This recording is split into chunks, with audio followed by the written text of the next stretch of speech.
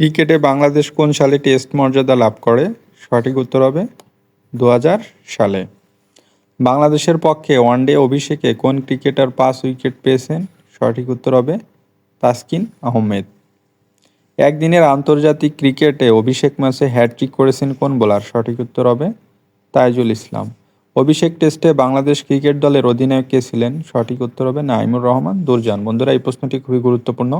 অভিষেক টেস্টে বাংলাদেশ ক্রিকেট দলের অধিনায়ক ছিলেন নাঈমুর রহমান দুর্জয়।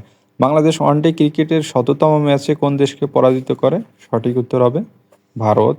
বাংলাদেশ কততম টেস্ট প্লেয়িং দেশ হিসেবে স্বীকৃতি পেয়েছে? সঠিক উত্তর হবে 10ম। এই প্রশ্নটি বন্ধুরা খুবই গুরুত্বপূর্ণ। বাংলাদেশ কততম টেস্ট প্লেয়িং কান্ট্রি? 10ম। বাংলাদেশি ক্রিকেটাররা প্রথম কোন দলের বিপক্ষে টেস্ট খেলেছে?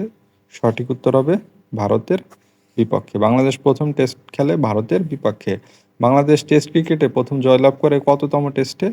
বাংলাদেশ তার 35তম টেস্টে প্রথম জয়লাভ করে। এর আগে 34টা টেস্টেই হারে এবং অভিষেক খেলে ভারতের বিপক্ষে 35তম টেস্টে জয়লাভ করে।